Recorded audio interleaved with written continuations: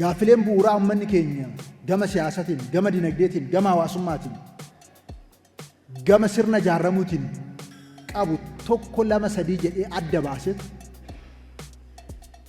qabsoowwan uummanni keenya kanaan dura gaggeessaa ture ijaarama adda addaatiin, gurmaa'insa adda addaatiin qabsoo gaggeessaa ture hubatee cunqursaa uummata keenyarra gama adda addaatiin ture sirriitti xiinxalee paartii kanarraa ka'edha paartiin keenya. Gaaffiin uummata Oromoo maaliin? Gaaffiin eenyummaasaa, gaaffiin sabummaasaa, gaaffiin mirga ofiin of bulchuu karaa guutuu ta'een bilisummaa guutuudhaan akka mirkanaa'u. Inni sun immoo amma dakaatti, amma uummata bal'aatti akka dhugoomu.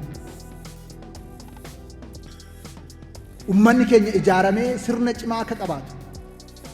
Ijaarama dhabuunsaa, sirna cimaa dhabuunsaa cunqursaa hedduudhaaf, cunqursaa gama siyaasatiin jiruuf, cunqursaa gama dinagdeetiin jiruuf, cunqursaa gama eenyummaatiin jiruuf akka isa saaxilee jiru hubatee ijaaramni murteessaa ta'uusaa, sirna cimaa lafa kaa'uun bu'uura waa hundaa ta'uusaa hubatee achirraa ka'e.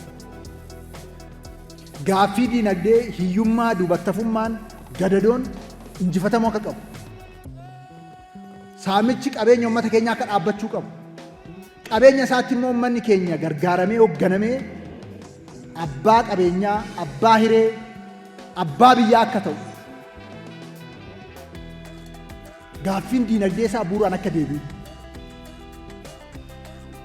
Gaaffiin dimokiraasii, farri dimokiraasii biyya kana keessatti dagaagee jiru akka cabu.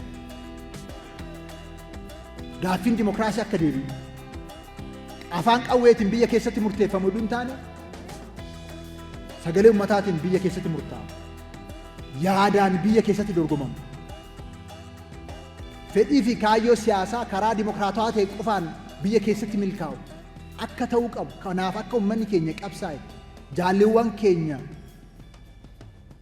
jaarmiyaalee adda addaa jalatti ijaaramanii jaarrawwan darbaniif qabsoo hamaa keessa kan darbameef kanaaf ta'uusaa xiinxalee kanarraa ka'e paartiin badhaadhinaa.